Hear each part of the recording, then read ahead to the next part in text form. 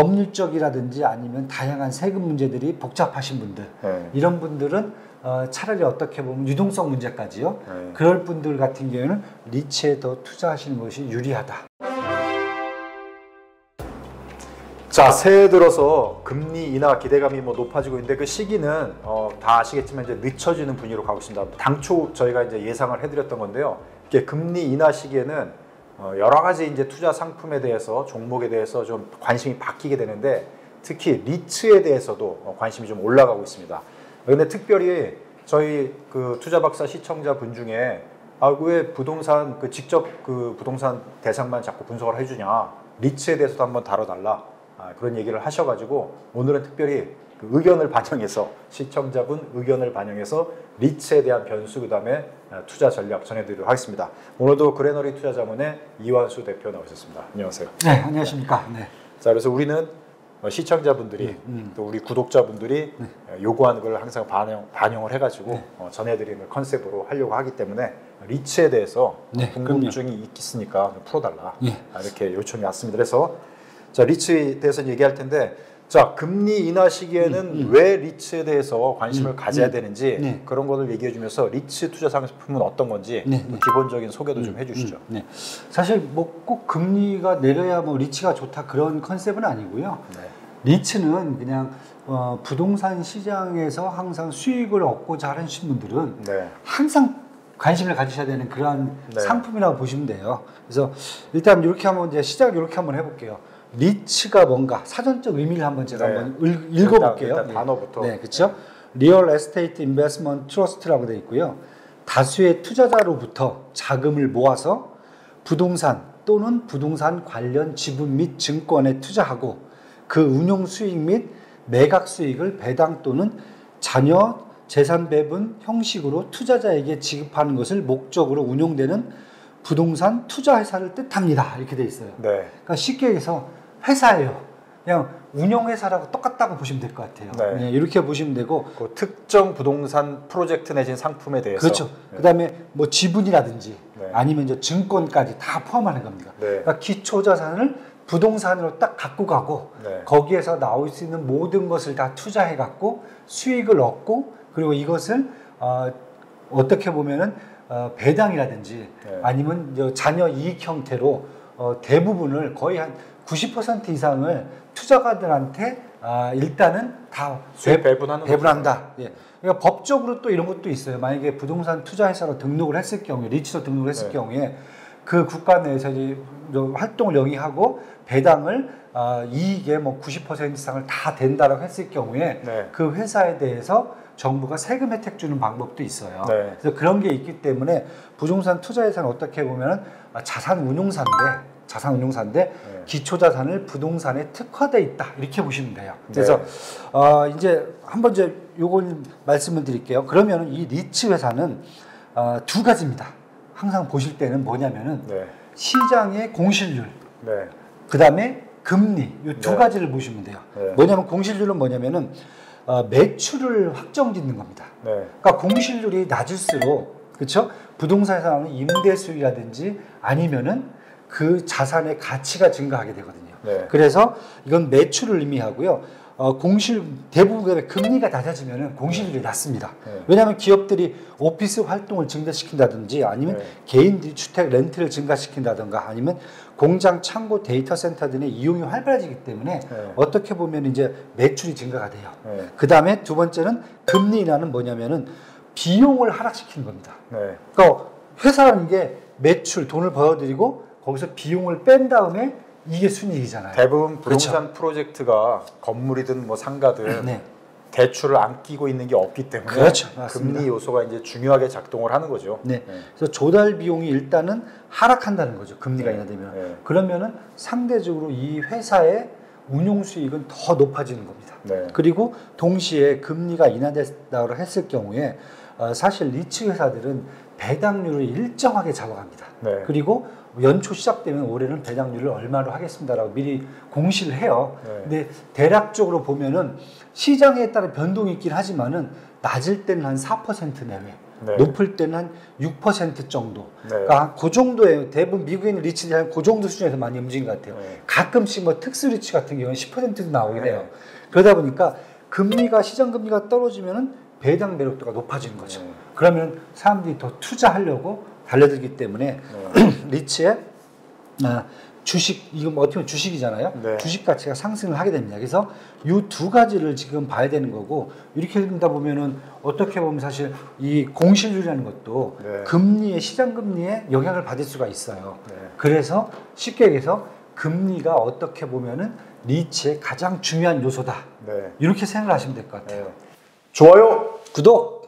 그래서 이게 이제 부동산 이제 간접 투자 상품인데 네네. 부동산이라는 거는 뭐 본인이 직접 아파트를 사든 뭐 상가를 사든 해가지고 임대를 놓으면 그 임대 월세 수익이 나오는 거니까 네. 직접 수익이 되겠지만 이거는 남이 크게 하는 거에 그렇죠. 내가 일부 상장된 거를 지분을 사가지고 네. 수익을 이제 공유하는 그런 개념인데 그렇죠. 네. 지금 말씀하신 대로 보통 기대 수익이 4에서 6% 정도가 그렇죠. 평균적으로 볼 수 있고 배당이죠, 배당. 네, 배당 그걸 이제 받을 수가 있고 더 높아지면 뭐 8%, 10% 이상까지 갈 수 있지만 그런 경우도 특이한 경우고. 특수 리츠로 보시면 돼요. 그 대부분 상가 뭐 이렇게 그다음에 아파트 네. 그 월세를 놔도 네. 보통 4에서 6% 기대 수익을 갖고 하는 거예요. 맞아요. 네, 보통 그러니까 그 정도 나와요. 이걸 하냐 저거 하냐인데 직접 투자는 본인 자금이 많이 들어가잖아요. 그렇죠. 많이 들어가요. 최소 몇 억, 뭐 10억 이상대의 자금이 필요하다면 이거는 그냥 주식 상장된 걸 사는 거니까 한 주를 사든 두 주를 사든 그렇죠. 작은 소액으로 그런 수익을 공유할 수 있는 구조에 부동산 시장 투자에 참여를 그렇죠. 하는 거죠. 또 하나 본다면 이제 뭐 내가 직접 투자했을 경우에는 이제 법률적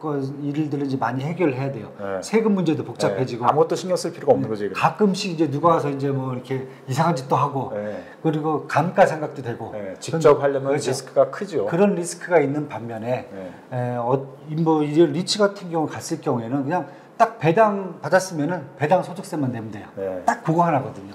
근데 이제 이거 보면은 우리나라 리츠 시장을 이제 잠깐 말씀드리면은 옛날에는 한 10년 이상 전에는 거의 이게 상품이 없었어요. 주식 그렇죠. 시장에. 네, 맞습니다. 네. 그러다가 이제 우리나라 정부에서 부동산 시장이 너무 과열되니까 네. 이 열기를 네. 간접 투자 상품으로 선순환 구조로 돌려야 되겠다 그렇죠. 네. 하면서 이제 리츠 시장을 활성화시켜야겠다는 어떤 의지가 생기면서 네. 기재부하고 국토부하고 이제 꿍짝꿍짝 하면서 이제 상품들을 만들기 시작했고 네. 그래서 이제 우리나라 이제 증시에 이제 상장이 되고 하면서 투자가 시작이 됐는데 코로나를 거치면서 2022년 벌써 이제 올해가 2024년이니까 2년 전에는 이 리츠 상품들이 수익이 좋았어요. 왜냐하면 이제 코로나가 풀리면서 그렇죠. 그때는 금리가 상대적으로 낮았거든요. 그렇죠. 네네. 근데 이제 2023년으로 넘어가면서 네. 코로나는 종식이 됐지만 금리가 급등하면서 그렇죠. 네. 금리가 급등하면서 수익률이 확 떨어져가지고 리츠 상품이 조금 이제 지지부진한데 다시 이제 2024년 들어서 금리가 낮아질 그렇죠. 걸로 예상이 되고 말씀하신 대로 공시률도 이제 더 낮아지면서 수익이 올라갈 그렇죠. 것처럼 예상이 되니까 그러니까 이제 관심이 가는 거거든요. 그렇죠. 맞습니다. 자, 일반적인 예상은 현재 제가 말씀드린 그런 상황인데 실제 이박이 볼 때 올해 리츠 상품의 수익률이 올라갈 걸로 보는지 그다음에 유망하다고 보는지 어떻게 보세요? 일단은 저는 미국 같은 경우에는 또 미국도 많이 하시니까요. 미국 같은 경우는 지금 우리 유박이 얘기한 대로 그게 맞지 않겠느냐. 왜냐하면 미국 같은 경우는 사실 어떻게 보면 이제 시장의 정보가 워낙 잘 공유되고 그 다음에 리츠 회사들이 다 기능적으로 다 분류가 돼 있어요. 그러니까 레지덴셜이냐 아니면 상업용이냐 아니면 산업용이냐 이런 식으로 이제 진짜 실제적으로 보면 우리가 막 부동산 투자하듯이 딱 그런 분야별로 기능화가 돼 있고 그다음에 리츠 하나의 사이즈도 우리가 뭐 보통 뭐 생각하는 뭐 몇천억짜리가 아니라 보통 한 뭐 어떤 큰 것은 뭐 100조짜리도 있어요. 100조짜리 이 정도가 나오는 거기 때문에 그런 기능들이 확실히 금리에 따라서 시장에 이 리츠 회사들의 움직임이 눈에 딱 띄어요. 그런데 국내는 조금 다릅니다. 컨셉이. 좀 이따 또 말씀을 또 뭐 추가적으로 드리겠지만은 국내 같은 경우는 지금 뭐 리츠 상장된 회사들이 꽤 많거든요. 요즘 많아졌어요. 그래도 뭐 다 합쳐봤자 한 15개 내거든요. 그런데 이 리츠들이 국내의 문제는 이렇게 미국같이 기능화되어 있다든지 분류별로 이렇게 리츠들이 자기의 어떤 뭐랄까 그 잘하는 주특기를 갖고 움직이는 게 아니라 특화 컨셉이 아니고 그냥 건물을 갖고 가요. 그러니까 어떤 건물을 소유하고 여기서 나오는 수익만 갖고 가겠다. 네. 이런 식으로 사실 리츠가 돼 있어요. 그러니까 네. 한국 리츠가 갖고 있는 약간의 단점이 될 수도 있죠. 네. 네.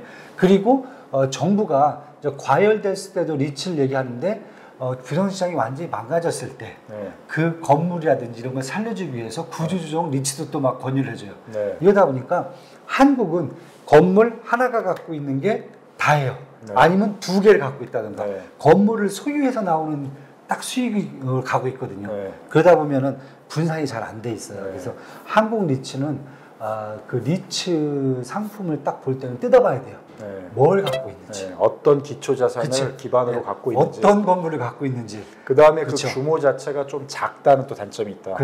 규모도 작고요. 그러다 보니까 리스크 관리 차원에서 이게 좀 분산을 시켜야 되는데 뭐 하나 어떤 상품이 잘 안 되면은 완전히 수익률이 안 좋을 수가 있으니까. 만약에 이거죠. 그 건물 하나 갖고 있는데 건물에 문제가 생겼어요.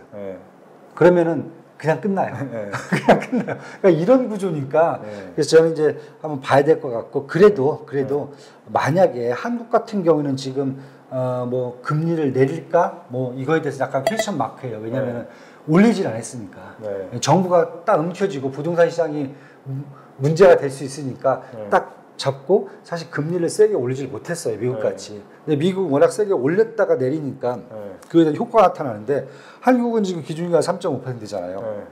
더 이상 올리지도 않았고 내릴 여지가 얼만큼 있을까? 그것도 지금 퀘스천 마크고. 내리더라도 많이 내리기가 어려울 것 그렇죠. 같다. 네. 그리고 전반적으로 지금 한국의 경기 상황이 미국하고 좀 틀리거든요.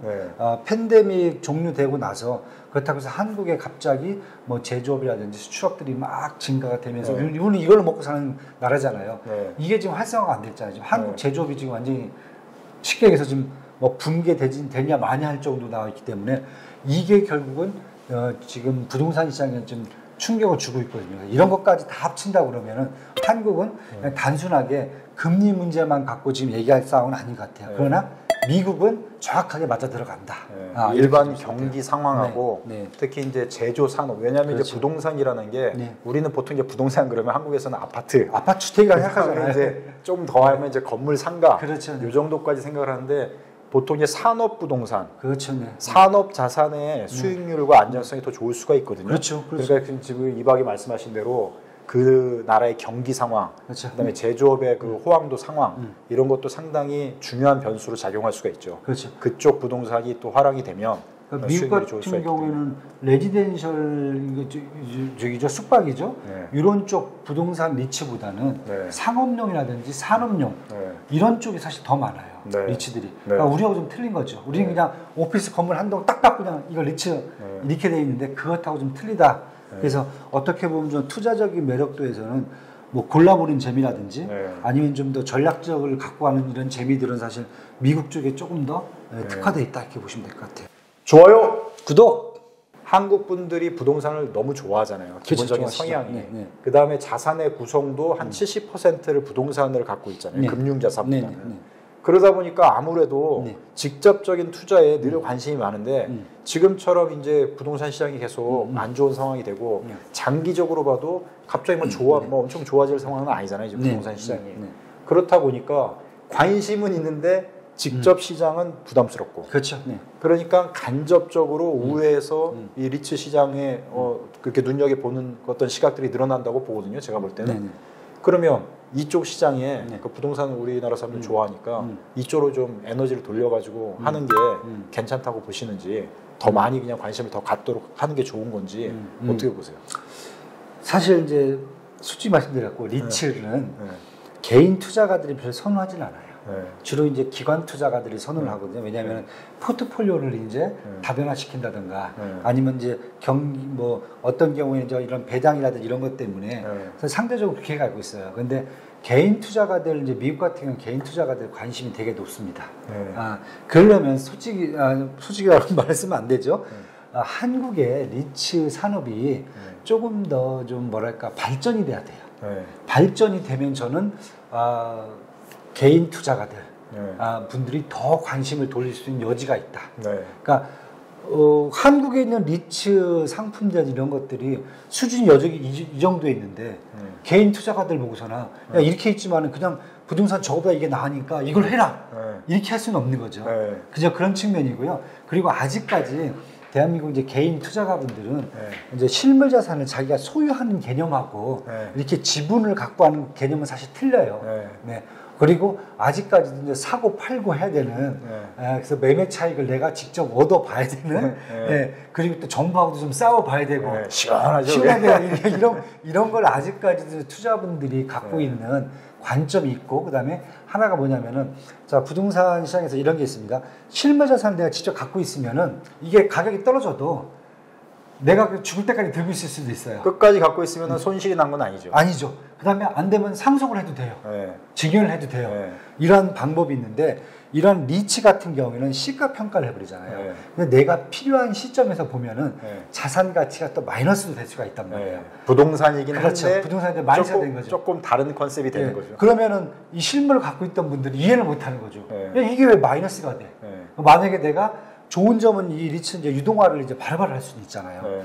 뭐 일반 부동산 갖고 계시면 이거 유동화하는데 잘못하면 유동화 자체도 안 될 수도 있고. 그러니까 그런 장단점이 명확한 거를 이해를 하고 접근을 해야 되죠. 그리고 접근을 해야 되고, 자, 이걸 이해를 했어요. 했는데 아, 그러면은 이게 이해를 하고 내가 그럼 여기에 맞춰 갖고 한번 관심을 갖겠다라고 했는데 그거의 수준에 맞는 상품들이 없다. 국내는. 그렇죠. 리츠 산업이 발달이 안 돼 있다. 그러면은 쉽게 얘기해서 개인 투자가는 또 외면을 하는 거죠. 그러니까 두 개가 같이 가야 되지. 그냥 우리가 야 이제 부동산 식상하니까 리츠로 눈을 돌려. 이건 아닌 것 같아요. 그래서 같이 가야 된다. 이렇게 보시면 될 것 같아요. 좋아요, 구독. 말씀하신 대로 지금 우리나라는 제도적으로나 상품적으로 봤을 때 많이 활성화가 안 된 게 있는데 그게 제가 볼 때는 사실 정부의 책임이 좀 크다고 봐요. 왜냐면은 정부 책임이면 큰일 나요, 요즘. 그런 얘기 하시면 안 되나요? 뭐 어떤 시점의 정부가 아니라 한 10여 년 전부터 지금까지의 모든 정부를 제가 다 말씀드리는 거예요. 그러니까 사실은 이쪽 시장을 발전시키고 있었는데 우리나라 뭐 다른 나라도 마찬가지지만 사실은 이 업의 영역이 이게 다 부처별로 나눠져 있어요. 그렇죠. 근데 이제 리츠 이 시장은 부처의 영역이 없이 협업으로 활성화시켜야 되는 시장이거든요. 그렇죠, 맞아요. 그래서 이제 그런 것들이 제가 이제 필드에서 기자 막 뛸 때 참 이게 답답하고 안타까운 것들이 많았어요. 이게 국토부, 그렇죠. 기획재정부, 금융위, 청와대 이게 다 연관이 돼 있는데 이게 어느 한 부처가 열심을 낸다고 이게 되지가 않아요. 그리고 이해를 못 하세요. 제가 봤을 때는 가끔씩 그런 분들 뵈면은 서로가 서로를 이해를 못 해요. 이게 왜 필요하지? 그냥 부동산 거래하면 되는데 왜 리츠가 왜 필요해? 막 이런 식이 돼버리니까. 그래서 사실은 이거를 잘 활성화시켰으면은 제가 볼 때는 이제 기자적 시각으로 봤을 때는 사실은 우리나라 부동산 시장이 과열되는 것도 잘 이 상품이 발달이 됐으면은 막을 수가 있거든요. 그렇죠. 그리고 전반적인 우리나라 산업의 에너지를 키우는데도 기여를 할 수가 있고 그렇죠. 증권 시장을 활성화시키면서 이 볼륨을 키우는데도 이 리츠 관련 상품들이 되게 기여할 수가 있는데 이게 발전이 안 되니까 부동산 직접 시장은 직접 시장대로 과열되고 그 다음에 떨어지면 또 막 폭 나갈까 봐 하면 되게 두려워하고 그렇죠. 그리고 증권 시장은 증권 시장대로 이게 또 활성화가 이게 리츠 관련 상품 활성화가 안 되고 그 다음에 리스크는 또 리스크대로 있고 그렇죠. 이게 그러니까 이렇게 돼가지고 말씀하신 대로 제도적인 거 우리나라 상품이 발전이 안 된 거를 보면은 안타까운 것들이 막 주마등처럼 제 머릿속에 막 스쳐 지나가가지고 근데 앞으로는 조금 더 정부가 이 업계에 계신 분들하고 잘 이렇게 좀 협업을 해가지고 이 시장을 많이 발전시키면 지금과 같은 부동산 시장을 그렇죠. 우려하지 않고 좋은 건전한 투자 시장으로 또 만들어갈 수 있거든요. 그러니까 그런 걸 좀 계속 우리가 고민을 해야 될 것 같아요. 맞아요. 사실 리츠의 역할은 외국 같은 경우에는 완충지대를 만들어주는 거거든요. 직접 시장이 있어요. 그다음에 투자가들이 있잖아요. 사실은 부동산이 막 완전히 저가 평가로 쫙 내려가요. 그럼 사실 투자가들은 못 사거든요. 왜? 저평가된 것을 알면서도 못 사요. 왜냐면 무서우니까. 그런데 사실 완충된 리츠들은 자금을 모집해 갖고 그 저평가된 것을 사줄 수가 있거든요. 유동화를 시켜줄 수가 있거든요. 그러면은 저평가된 것을 해소시켜 줄 수 있는 방법이 되고 반대로 과열이 돼요. 그러면 리츠에 투자했던 분들은 사실 돈을 빼거든요. 왜냐면 뭐 수익 차익이 마이너스니까 빼게 되면 다시 자금이 이 과열된 시장에서 빠져나오면서 과열된 시장이 사실은 진정화된 효과가 있거든요. 근데 그런 부분들은 사실 생각은 없는 것 같아요. 제가 봤을 때는. 그런 걸 생각하면서 지금 정책 입안자분들이 생각을 하고 그다음에 리츠 시장을 발전시킬 수 있는 여건을 줘야 되는데 아직까지는 그건 없는 것 같아요. 급할 때만 그냥 막 와갖고 뭐 바로 그냥 정책 수단으로 지금 당장 시장을 뭐 차단하거나 아니면 그렇죠. 붐업을 시키거나 둘 중에 하나 방식으로 정책을 쓰다 보니까 맞아요. 장기적인 컨셉으로 이거를 마련을 해야 되는데 하여튼 이거는 지금 과제가 좀 큰 시장이긴 그렇죠. 합니다. 네, 맞습니다. 자, 그러면 과제는 계속 풀어가는 걸로 하고 그건 뭐 정부와 업계와 뭐 언론 뭐 다 이렇게 합력해가지고 해야 되는 부분이고 자, 일단 투자를 해서 수익은 거둬야 되니까 그러면 보통 이제 리츠는 약간 배당주 컨셉으로 생각을 하는 경향이 있잖아요. 그쵸. 배당을 받는 거에 수익을 받는 거에 관심이 있는 상품이다 보니까 그런데 이거는 부동산에 기초를 하고 있으니까 일반 주식 종목에 배당주라고 이제 분류되는 종목들하고는 조금 구분해서 좀 설명을 해줄 필요가 있을 것 같아요. 그렇죠. 그래서 일반 기업 종목들의 배당 성향이 강한 투자를 하는 거하고 리츠를 투자하는 거하고 어떤 게 장단점이 있는지 그거를 좀 설명을 해주시죠. 우리가 이제 고배당주라고 하죠. 배당을 좀 많이 주는 그것도 그냥 뭐 한 번 주는 게 아니라 꾸준하게 주는 종목들 이것도 이제 배당주라고 하는데 일단 미국 기준으로 조금만 할게요. 제가요. 국내에서는 이걸 골라내려고 하면은 너무 힘들어요. 솔직히 말씀드리면 시장이 작기 때문에 이제 고배당주를 이제 보면 일단 리츠가 첫 번째예요. 그다음에 두 번째는 정유주들, 에너지 올드한 이제 이 인더스트리가 되는 거죠. 세 번째는 이제 금융주들이에요. 이게 세 개만 넣고 볼게요. 그냥 뭐 더 우리가 분류를 할 수가 있는데 전통적으로 고배당주는 이렇게 세 개로 지금 나눠집니다. 그런데 차이점이 있다면은 리츠 같은 경우에는 진짜 장기적으로 배당률의 변동이 거의 없습니다. 이게 가장 좋은 장점이에요. 단점은 거의 변동이 없으니까 더 못 받아요. 좀 산업 좋으면은 더 받고 싶은데 한계가 딱 있어요.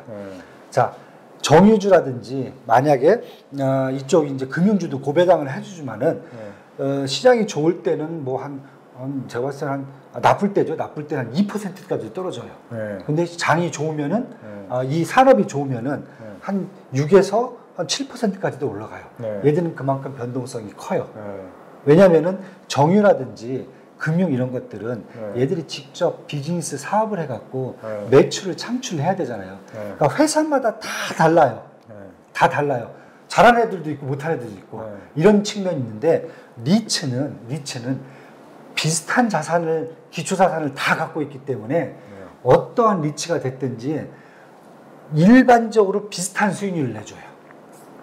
그러다 보니까 얘네들은 분산 투자를 해서 수익을 걸어들여도 일정한 배당을 줄 수 있는 어떻게 보면 변동성이 적은 그러니까 아주 안정적이고 장기적인 배당을 줄 수 있는 게 사실 리츠의 매력도예요. 그리고 기초 자산이 사라지지가 않아요. 땅이 사라지지는 않잖아요. 뭐 지진 나서 없어질 수는 있어요. 근데 땅이 사라지지는 않잖아요. 그런데 금융기관들 같은 경우에는 기관들이 부도나서 사라질 수가 있어요. 기업이 사라질 수 있죠. 그렇죠. 정유주도 사라질 수가 있어요. 갑자기 뭐 태풍하고 다 사라질 수 있잖아요. 태풍 와도 땅은 그대로 있어요. 그러니까 기초 자산의 안전성까지 감안한다고 보면은 어떻게 보면은 내가 마음 편히 받을 수 있는 배당은 사실 리츠가 가장 우선순위예요. 배당주 중에서도 그렇죠. 리츠 종목 배당주가 가장 안전빵이다. 그냥 상위 포식자라고 보시면 돼요. 킹이다. 큰 수익을 뭐 기대하지 않는 걸 전제로 깔면. 그리고 예상이 되잖아요. 왜? 회사가 망할 일이 없잖아요. 부동산이 망할 일이 없으니까 부동산에서 나올 수 있는 수익을 내가 그대로 기대를 할 수가 있어요. 그런 측면이 있다라고 보시면 될 것 같아요. 좋아요, 구독. 그 운영 회사는 문제가 있을지 몰라도 기초 자산 부동산이 사라지는 건 아니니까. 그렇죠. 뭐 땅이 갈려져도 내가 문서만 들고 있으면 되잖아요. 이건 내 땅이잖아요. 그렇죠. 자, 그러면 지금 전반적으로 이제 이박은 한국 리츠 상품보다는 약간 미국 리츠 상품을 조금 더 낫지 않냐 이렇게 보시는 것 같은데 한국의 상품, 미국의 상품 뭐 어떤 것들이 있고 주로 어떤 것들을 눈여겨보면 좋은지 좀 추천을 해주신다면 뭐가 있을까요? 일단 이제 국내도 한 뭐 15개, 16개 정도 되는데 그냥 눈에 띄는 게 이제 제가 말씀드렸던 기능별로 나눠갖고 이제 다 투자한 데가 있어요. 뭐 레지덴셜도 투자하고 예를 들어서 이제 뭐 산업용도 투자하고 상업용도 투자하고 이렇게 다 이제 분산해서 투자하는 지금 리츠 같은 경우가 뭐 신한 알파 리치 같은 경우가 있고요. 네. 그다음에 이지스 밸류 리치 같은 경우는 조금 이제 상업용 쪽에 좀 많이 치우쳐져 있고요. 네. 미래셋 맵스 리치 같은 경우는 이제 오피스 쪽에 좀 치중이 돼 있어요. 네. 그다음에 이제 KB스타 리치라든지 삼성 FM 리치 같은 경우가 조금 더 이제 골고루 투자를 하는데 사이즈가 사실 크진 않아요. 그래서 저는 그리고 아까 말씀드렸듯이 그렇게 하더라도 여기들은 딱 진짜 건물 소유권 위주로 투자를 해요, 사실은. 그러다 보니까 좀 한계가 있긴 하지만은 한 요 정도는 좀 돌려다 볼 수 있고, 그 다음에 이제 가장 좋아한다라기보다는 기관들이 가장 선호하는 리츠 비슷한 거죠. 맥쿼리 인프라 ETF가 있어요. 뭐 잘 아시는 이제 우리나라에서 이제 뭐 구구선 전철역부터 시작해서 천안 논산 뭐 딱 이런 이제 인프라를 이제 많이 깔아놨어요. 맥쿼리 애들이 와갖고 여기서 사실 되게 꾸준하게 수익을 잘 내요, 이 친구들은. 그래서 아마 연말에 배당 시즌 되면은 일단 맥쿼리 인프라 리츠부터 기관들이 삽니다. 그래서 뭐 인프라라고 딱 이름은 안 져 있지만은 인프라 ETF 중에서는 아마 맥쿼리 인프라 ETF와 요 비슷한 역할을 하고 있다. 요 정도 한번 국내에서 보시면 될 것 같고요. 미국 쪽으로 가면 이제 여기부터 이제 골라보는 재미가 있죠. 가장 먼저 이제 뭐 리테일 리치죠. 그러니까 리테일은 뭐냐면 상업용이에요. 그러니까 우리가 잘 아는 이제 쇼핑센터, 쇼핑몰, 상가 이런 데에 투자해서 임대료를 얻는다던가 아니면 매매를 해서 매매 차익을 얻는 리치거든요. 이럴 경우 이제 우리가 팬데믹 때는 사실 누가 밖에 나가서 음식 먹고 안 하잖아요. 쉽게 얘기해서 그 리치의 주가가 이렇게 박살이 났어요. 거의 고점 대비해서 그 팬데믹 코로나 터지기 전에 고점 대비해서 거의 한 35에서 40% 정도가 빠졌거든요. 요 정도 상태에서 이제 작년이죠. 2023년 뭐 대충 2월달부터는 이제 이게 종료됐다고 얘기를 했으니까 그때 뭐 바로 올라오진 못했어요. 하지만 작년 이제 한 11월, 12월부터는 기준금리 인하 얘기가 나오니까 그때부터 시장이 조금 이제 올라오기 시작해요. 그래서 저는 이런 쪽 리츠 한번 먼저 보시는 게 가장 좋을 것 같아요. 그래서 미국에 먼저 리얼티 인컴이라는 회사가 있어요. 리츠 회사 이름이거든요.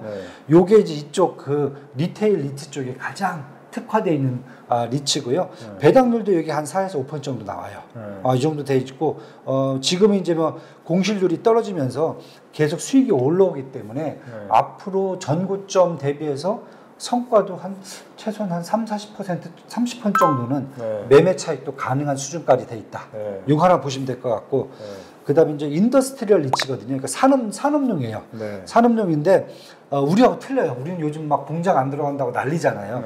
얘는 주로 어디 투자하냐면 산업용 같은 경우는 이제 배송센터, 물류센터, 아니 이제 데이터 센터. 요즘 AI 데이터 센터도 미국 한국 같은 경우는 뭐 우리가 사서 만들잖아요. 기업이 아니에요. 여기는 다 센터는 막 빌려요. 이런 식입니다. 그래서 제조 공장도 마찬가지고요. 미국은 지금 2023년도에 너무 좋았어요. 팬데믹 딱 끝나고 워낙 성장률이 좋다 보니까 잘 돌아갔잖아요. 투자도 많이 왔고, 그렇죠. 공장도 많이 짓고. 거기다가 뭐 하반기에는 거의 생성형 GPT, 발음 좋아요. GPT부터 시작해갖고 전반적인 AI 센터까지 막 이 찾는 게 막 난리가 났단 말이에요. 그러다 보니까 시장 여기는 뭐 공실률 떨어지는 속도가 그냥 뭐 눈에 보여요. 그냥 이 정도니까 이런 데 투자하시면 더 좋죠. 뭐 대표적인 회사가 크라운 캐슬이라고 그 우리 뭐 입시 문제 다뤘던 그 드라마 그런 캐슬이 아니에요. 여기 크라운 캐슬이라는 그 회사하고요. 아니면 저 위키닉스라든지 디지털 리얼티 트러스트라는 이런 회사들이 사실 여기에 집중을 하고 있습니다. 뭐 사이즈가 이런 데는 50조가 돼요. 리치 하나가 50조입니다. 그러니까 미국 전국에 있는 얼마나 많은 포트폴리오를 다변화해서 분산 투자를 하겠습니까? 그래서 그렇게 한번 보시면 될 것 같고 사이즈가 뭐 비교가 안 되네. 비교가 안 되죠. 그래서 망할 일도 없고 이 정도면은 거의 뭐 운용사하고 똑같아요. 그다음에 이제 레지덴셜 쪽 주거용이거든요. 그럼 아파트라든지 오피스텔들을 임대해서 수익을 얻는 리치거든요. 여기는 사실 금리 인하에 가장 민감해요. 그리고 팬데믹 때는 의외로 여기 리치 이쪽 레지덴셜 리치가 많이 버텨줬어요. 왜냐하면 잘 아시다시피 사람들이 다 집에 있으니까 재택근무를 하니까.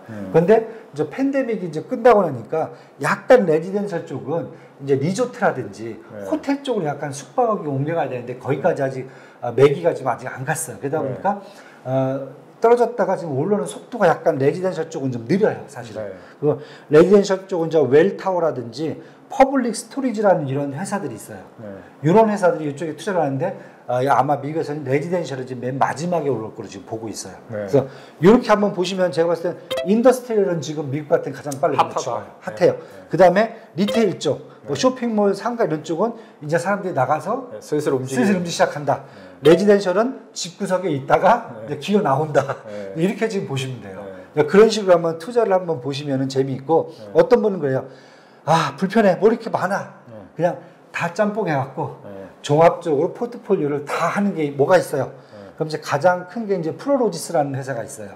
그 회사 같은 경우는 사이즈가 한 100조 정도가 돼요. 뭐 가장 큰 회사예요. 이런 데 투자를 하신다던가 아니면은 ETF가 있어요. 리츠만 갖고 만든 ETF. 뱅가드 리얼 에스테이트 인덱스 ETF가 있거든요. 가장 큽니다. 여기도 지금 전고점 대비해서 그 팬데믹 터지기 전에 전고점 대비해서 주가가 거의 한 35%, 40% 빠졌다가 지금 한 30% 정도까지는 올라와 있거든요. 그래서 차라리 이런 걸 보시면은 어떻게 보면은 앞으로 고민 한번 해보셔야죠. 지금 이 정도면은 내가 지금 만약에 한국이라든지 미국에서 주택을 산다, 뭘 산다라고 했을 경우에 현재 가격에 샀을 경우에 2020년 팬데믹 터지기 전에 고가 있잖아요. 고점까지 다시 간다라고 감안했을 경우에 이것하고 이거 수익률을 비교해 보는 거죠. 그리고 내가 직접 샀을 경우에 비용 들어가잖아요. 무슨 뭐 저기 보유세부터 시작해서 다 들어가잖아요. 세금 관련. 세금. 이것까지 하면 나중에 양도 차익세도 엄청나잖아요. 그런 걸 한번 비교를 해보시면 직접 투자는 이것도 이거지만 내가 현재 보유하고 있는 거에 다 영향을 미치기 때문에 이 간단한 문제는 아니에요. 아니요, 맞아요. 그리고 액수 들어가는 액수도 장난이 아니고. 그러니까 실제 실물 갖고 있을 경우에 나중에 이것을 처리를 했을 경우에 나올 수 있는 수익률이라는 게 사실 장기로 봐야죠. 장기로. 아주 장기로 해야 되잖아요. 그래서 뭐 공제 받고 막 이래야 뭐 내가 어떤 혜택을 받을 수가 있는데, 근데 리츠 같은 경우에는 그런 비용이 없이 그냥 뭐 배당 소득세 아니면 양도 소득세만 딱 내면 끝나는 거니까 그런 부분들 딱 정해져 있으니까 그런 부분 감안해서 본다면은 어떤 게 수익이 좋을까? 이것을 비교해갖고 한번 투자해 보시는 게 더 재밌을 것 같아요. 요즘은 이제 가격 메리트도 생겼다. 이제 하나 더 보태지는 거네요. 그렇죠. 네. 왜냐하면 비쌀 때 사는 건 사실 의미가 없는데 맞죠. 낮아진 상태에서는 그 가격 상승률까지 기대할 수가 있으니까. 맞습니다. 물론 이제 막 뜨거운 막 그 정도는 옛날에 뭐 2008년도 금융이 터졌을 때 리츠 주식들이 거의 5분의 1 토막이 났어요. 그런 컨셉은 아니에요 지금은요. 지금 뭐 급등하거나 급락하거나 뭐 이런 건 아니지만 금리가 이제 올라가면서 배당은 그대로 있었어요. 그다가 배당 매력도 떨어지죠. 왜냐하면 정기금 금리가 더 높아지니까 그런 상황이 되니까 결국 갖고 있던 사람들이 파는 거죠. 팔아서 결국은 이제 지금 주식 가격은 지금 떨어져 있는 거죠. 반대로 지금 같이 살 경우에는 우리가 이제 어디에 NPL 같이 약간 이제 저평가된 물건 직접 산 거하고 똑같은 효과예요. 싸게 지금 산다. 사고 이게 정상화 됐을 때 그만큼 매매 차익을 가져갈 수 있는 그런 여지도 충분하다는 거죠. 지금요. 선수들이 이제 그 리츠 회사들이나 어쨌든 그 부동산 관련 회사들이 소위 말해서 줍줍하고 있을 테니까 지금. 그렇죠. 왜냐하면 부동산 회사들은 이런 기회가 없거든요. 솔직히 말씀드리면 자금력 있는 회사들의 경우. 뭐 가장 좋아하는 데가 리조트라든지 호텔의 지분권 인수를 되게 좋아하거든요. 근데 지금 보세요. 어디 가서 가깝고 내가 호텔 뭐 지분 인수한다 그러면 저희 붙들려서 끌려 나가요. 뭐 누구 끌려 나가듯이 그 정도인데 차라리 리츠 중에서 상업용 리츠라든지 이런 쪽에서는 이런 지분 투자를 지금 싼 가격에 막 들어가거든요. 그런 걸 한번 또 생각해 보면은 이게 더 투자 매력도가 있을 수도 있는데 딱 이런 생각이 들 수가 있죠. 오늘 그 이례적으로 리츠에 대해서 저희가 이제 말씀드리고 있는데 종합적으로 투자 시 유의사항 뭐 지금까지 계속 말씀해 주셨지만 포인트로만 딱딱 해서 이제 정리를 해 주시죠. 이미 사실 제가 지금 다 얘기를 했어요. 했고 뭐 가장 중요한 건 첫 번째 이제 개별 물건을 매매해서 장기 보유하면은 뭐 임대료 받다가 나중에 이제 매도해서 양도 차익을 얻는 개념이죠. 그런데 이건 이 그림이 아니다. 그래서 장기 투자보다는 이제 단기라든지 중기 투자 위주로 가시는 분들을 부동산에 그런 분들한테 더 유리한 컨셉이고요. 그 다음에 법률적이라든지 아니면 다양한 세금 문제들이 복잡하신 분들 이런 분들은 차라리 어떻게 보면 유동성 문제까지요. 그럴 분들 같은 경우에는 리츠에 더 투자하시는 것이 유리하다. 그리고 이제 마지막으로 그래도 내가 내 소유권 등기의 내림이 올라가고 뭐 나중에 상속을 해주고 뭐 대한민국에 내 땅이 한 평도 없지 막 이런 생각을 하시는 분들은 사실 제가 봤을 때는 이제 개별 투자를 하시는 게 맞다라고 봐요. 그리고 마지막으로 이제 한국에서도 상품이 지금 발전이 되고 있지만은 아직까지 그러한 요인들을 뭐 본인들이 원하는 수준의 어떤 부동산에서 수익을 얻고 뭐 이런 걸 하려면은 아직까지 이제 미국이라든지 유럽과 같은 좀 더 선진화된 국가의 상품들 좀 더 보시는 게 더 좋을 것 같다. 이렇게 말씀을 드리고 하나 제가 그 케이스만 한번 하나를 말씀을 드릴게요. 한 10년 된 것 같아요. 10년 꽤 됐죠. 그때 금융이 터지고 나서 한 2010년 정도 됐는데 이제 고객 한 분하고 제가 그런 얘기를 했어요.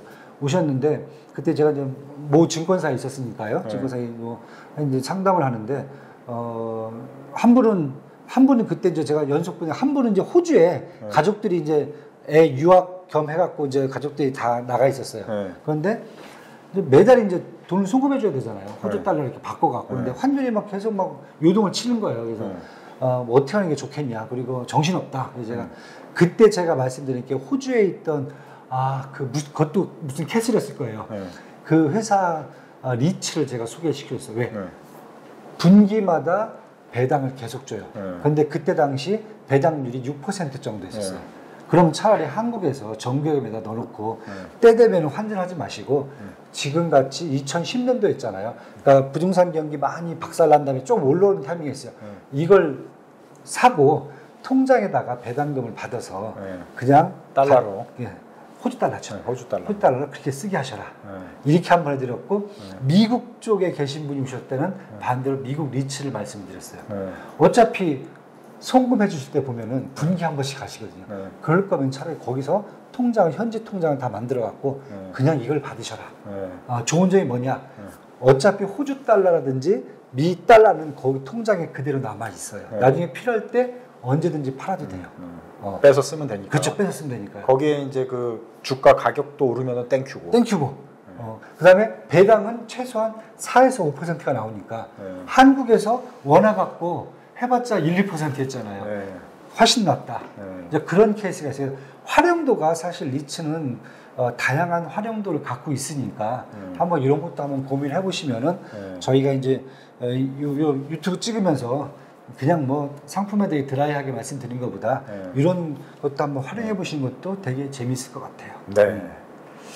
꿀팁 정보까지 이제 마지막에 전해 주셨는데 그래서 하여튼 뭐 직접 부동산 투자하기 부담스럽고 이러신 분들은 그래도 난 부동산 상품이 좋아 이러신 분들은 이제 간접적으로 투자할 수 있는 리츠 쪽 상품, 그다음에 지금 저금리 시대가 지금 도래하고 있기 때문에, 저금리는 아니고 이제 금리가 낮아지는 시대가 도래하고 있기 때문에 또 이제 경기 상황 보면서 또 가격 메리트도 생기고 배당 메리트가 있기 때문에 눈여겨보시면 좋을 것 같고요. 여러 가지 정보를 전해드렸고요. 그 댓글과 뭐 여러 가지 경로를 통해서 이런 상품 또 이런 투자 전략 뭐 궁금하다 그러면은 얘기 주시면 저희들이 보고 시간 될 때마다 변수들 또 전략들 같이 진단해 드리도록 하겠습니다. 자, 유익하셨으면 좋아요, 구독 부탁드리고요. 저희는 다음번에 또 좋은 주제를 가지고 말씀드리도록 하겠습니다. 자, 시청해 주셔서 고맙습니다.